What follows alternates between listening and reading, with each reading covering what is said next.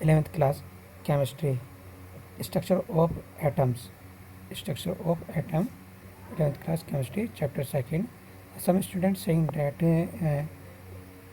Rutherford model explained with completely. Actually कुछ student ये कह रहे थे पीछे कि सर आप रदरफोर्ड मॉडल को पूरा एक्सप्लेन करो। मैंने इसलिए शॉर्ट में एक्सप्लेन किया क्योंकि ये इस चैप्टर काफ़ी लेंथी है और इसमें साथ के साथ जो स्पेक्ट्रम होता है तो वो भी एक्सप्लेन करने हैं।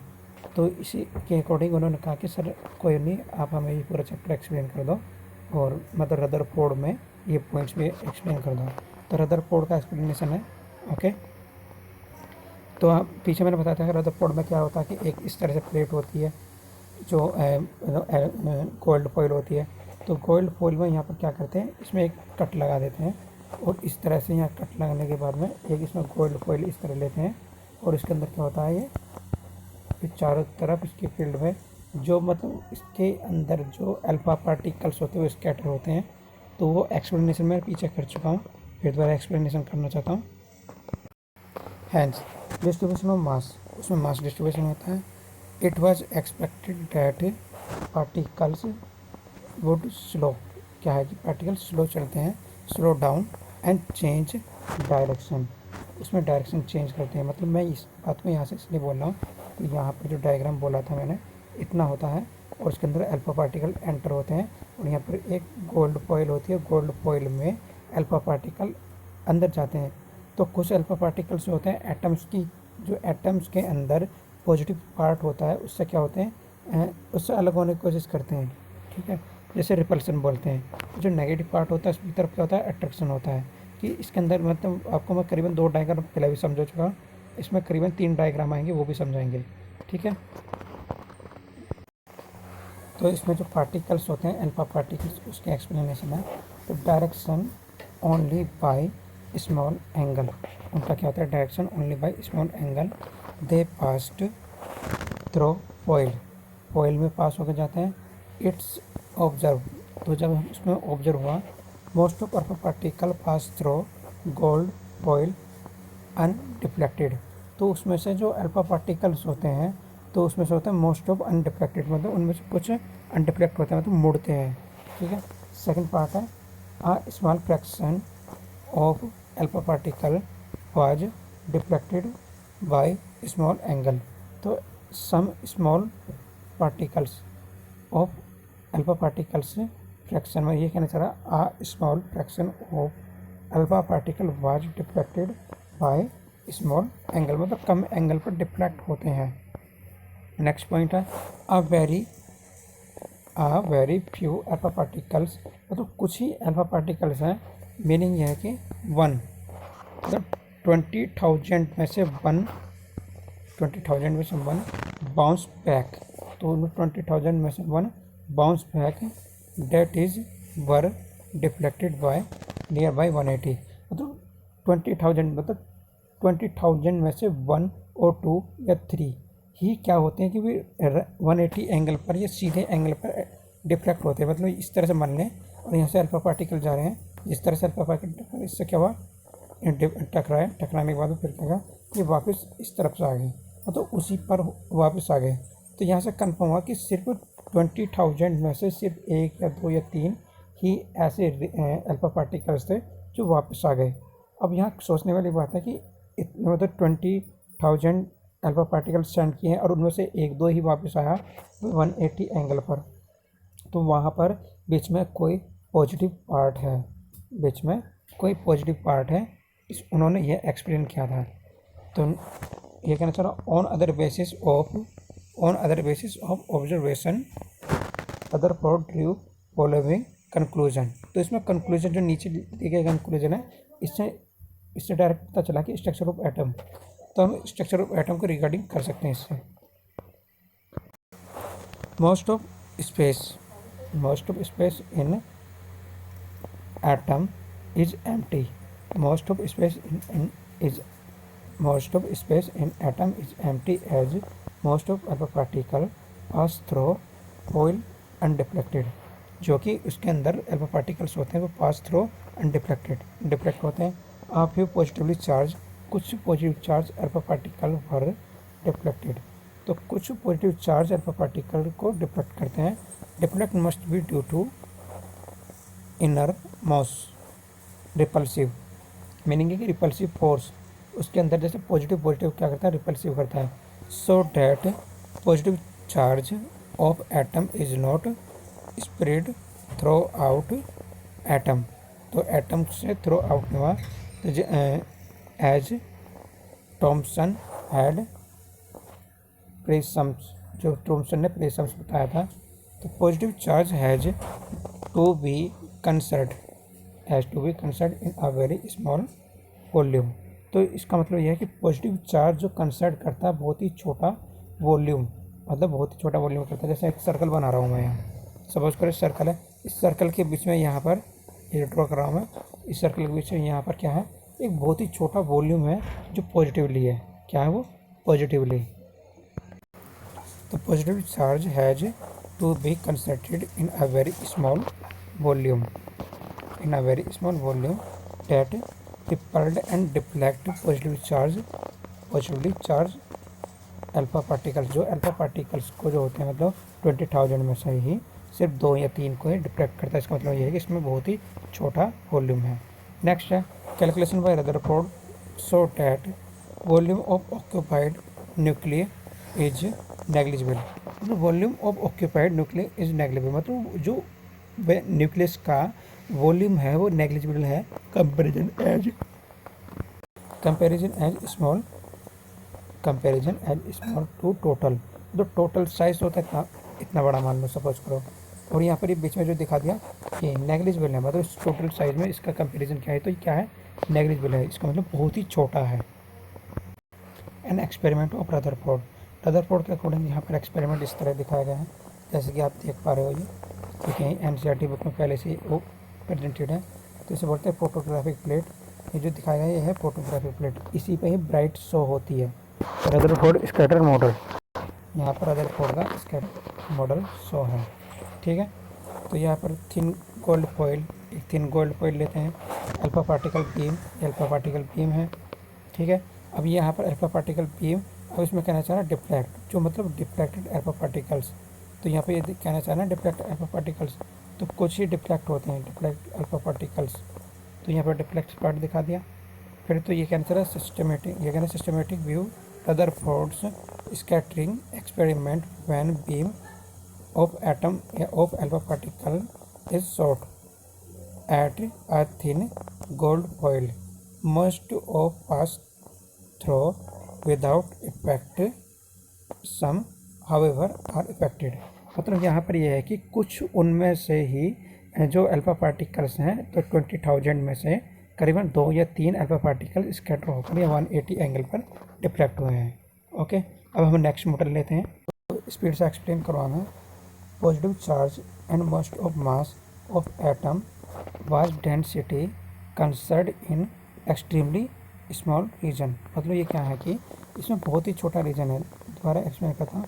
Positive charge and most of mass of atom was densely concentrated in the extremely small region.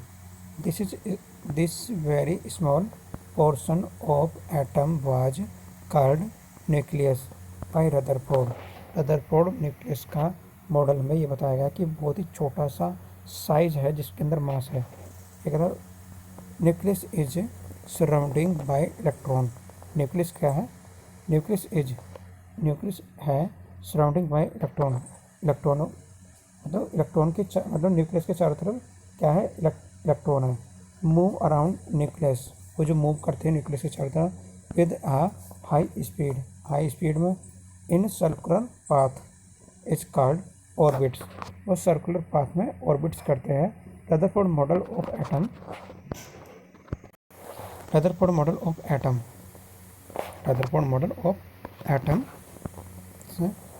Resemble solar system. जैसे सोलर सिस्टम होता है, सोलर सिस्टम में क्या होता है, यहाँ सन हो गया, सन के चारों तरफ अर्थ होती है, मतलब यहाँ अर्थ मीन प्लैनेट्स हो गए, तो प्लैनेट इस तरह होती हैं, तो सोलर सिस्टम को शो करता है। तो यहाँ पर क्या हो गया, सन की इज न्यूक्लियस और फर्स्ट ऑर्बिट में कौन सा प्लैनेट है आपको मालूम है, second, third, fourth, fifth, six, seven, 8, 9, I think 8। Okay, this is solar system. Solar system इस तरह होता है सोलर सिस्टम। तो यहाँ क्या होता है, हाई स्पीड। तो ऑर्बिट्स है, मतलब वो ऑर्बिट्स है, उसके चारों तरफ एक पिच है या ऑर्बिट्स हैं, जिसे हम सेल बोलते हैं।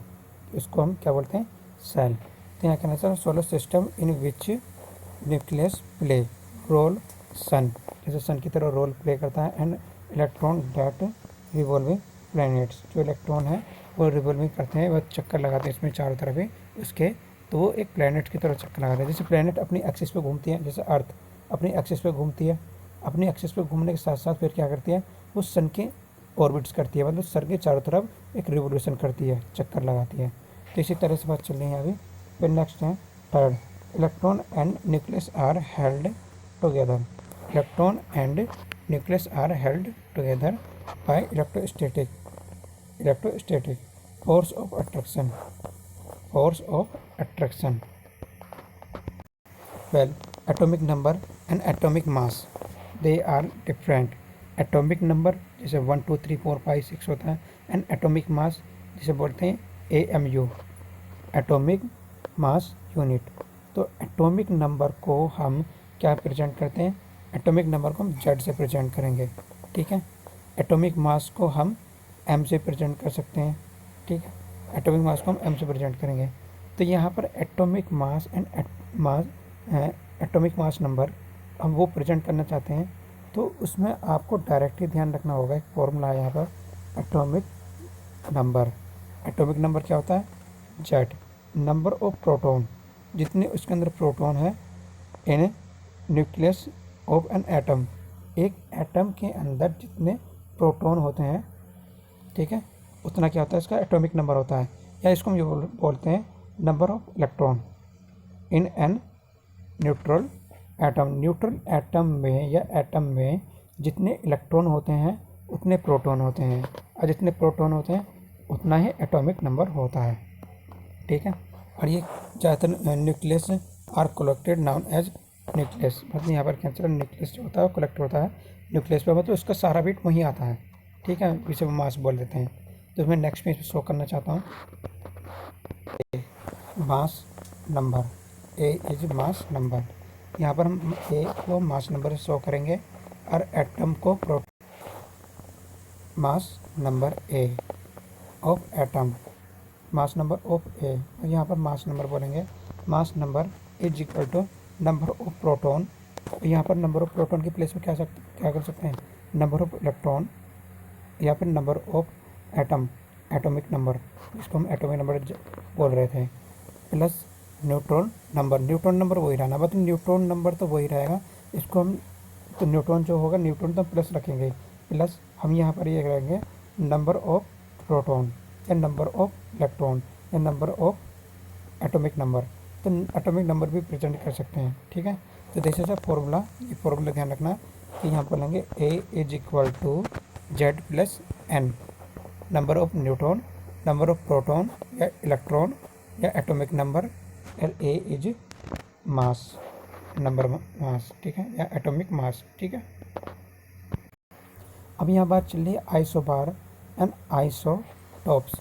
तो यहाँ पर आइसोबार, आइसोटॉप्स, अब ये सोचने वाली बात है, आइसोबार क्या होता है, आइसोटॉप्स क्या होता है। तो जिनका एटॉमिक वेट, एटॉमिक नंबर, ठीक है, एटॉमिक वेट, एटॉमिक नंबर, और उसके अंदर न्यूट्रॉन की जो न्यूट्रॉन की जो नंबर होती हैं उनके ऊपर डिपेंडेंट होती है आइसोबार एंड आइसोटॉप्स। क्या होता है आइसोबार एंड आइसोटॉप्स, तो एक्सप्लेन करते हैं। आइसोबार, आइसोबार मीन होता है जिसका वेट इक्वल हो। तो हम कोई भी एटॉमिक नंबर लेते हैं या कोई भी एटम्स लेते हैं, सपोज करो हम कोई इस तरह से हमने एक एलिमेंट लिया, एलिमेंट का यहाँ तो रखते हैं हम एटॉमिक नंबर, और यहाँ पर एटॉमिक मास, ठीक है। तो यहाँ तो रखेंगे एटॉमिक नंबर, इस नीचे की तरफ क्या रखा जाएगा, यहाँ पर एटॉमिक नंबर, और यहाँ रखा जाएगा एटॉमिक मास। इस तरह से शो करते हैं, एक्स बोल दो, वाई बोल दो, जेड बोल दो, कुछ भी बोल सकते हैं, ठीक है। किसी किसी बुक में यहाँ पर दिखाया गया है एटॉमिक मास, किसी किसी बुक में एटॉमिक मास यहाँ पर दिखा देते हैं, नहीं तो मोस्टली क्या है एनसीईआरटी में तो यहाँ पर दिखाया गया है, अदरवाइज सीबीएसई में तो यहाँ पर दिखाया गया है, ठीक है। तो वो थोड़ा सा शो कर लेना। अब बात चलिए आइसोबार की। तो आइसोबार मीन होता है जैसे उसके अंदर एटॉमिक मास ये कहना चाह रहा है ना। Isobar are atoms, isobar are atoms with same mass number, with same mass number but different atomic number. Atomic number क्या होगा, डिफरेंट होगा, इसमें एटॉमिक नंबर डिफरेंट होगा, लेकिन एटॉमिक मास जो होगा वो सिमिलर होगा, या मास नंबर जो होगा एक जैसा रहेगा। मास नंबर एक जैसा but atomic number different. For example there are given carbon, carbon मतलब कार्बन का एटॉमिक नंबर 6 और उसका मास कितना होता है 14, ठीक है, 6C14, 6C14। तो यहाँ पर एक कार्बन के जो 3 टाइप्स होते हैं आइसोटॉप्स पढ़ते हैं, तो कार्बन 3 टाइप्स में होता है आइसोटॉप्स में। तो उसमें जो कार्बन का जो सेकंड वाला है, सॉरी कार्बन का थर्ड पार्ट, जिसे हम कार्बन का थर्ड पार्ट बोलते हैं, उसका एटॉमिक मास ये होता है, कितना होता है 14। मीनिंग ये है कि उसके अंदर न्यूट्रॉन की नंबर ज़्यादा है, ठीक है। यस 6C14 दिखाया ना, 6C14। तो 6 इज एटॉमिक नंबर, C तो यहाँ पर कार्बन हो गया, और 14 एटॉमिक मास या मास नंबर। 7C यहाँ पर दिखाया ना 7N14, तो 7 एटॉमिक नंबर होता है और N14 उस पर मास होता है, मतलब 14 मास होता है। तो यहाँ पर मैं पहले ही बोल रहा हूँ कि सेम तो होता है एटॉमिक मास या मास नंबर, डिफरेंट होगा एटॉमिक नंबर, ठीक है। तो इसे बोलते हैं हम आइसोबार्स। क्या बोलते हैं इसको हम, आइसोबार बोलते हैं। अब लेते हैं आइसोटॉप्स। आइसोटॉप्स का मीनिंग होता है जो इसका एटॉमिक नंबर क्या होगा, सिमिलर रहेगा। तो ये कहना चाह रहा है मतलब एटॉमिक नंबर एक ही रहेगा, लेकिन एटॉमिक मास डिफरेंट हो जाएगा, एटॉमिक मास डिफरेंट। तो ये कहना चाह रहा है इट इज़ एविडेंस, ये एविडेंस है difference isotopes due to presence difference iso number, due to presence difference iso number. ये कहना चाह रहा है due to presence of different number of neutron. तो ये डिफरेंट नंबर ऑफ न्यूट्रॉन को शो करता है, क्या करता है, डिफरेंट नंबर ऑफ न्यूट्रॉन, जो न्यूट्रॉन नंबर होते हैं डिफरेंट होते हैं, इसको शो करता है इन न्यूक्लियस में।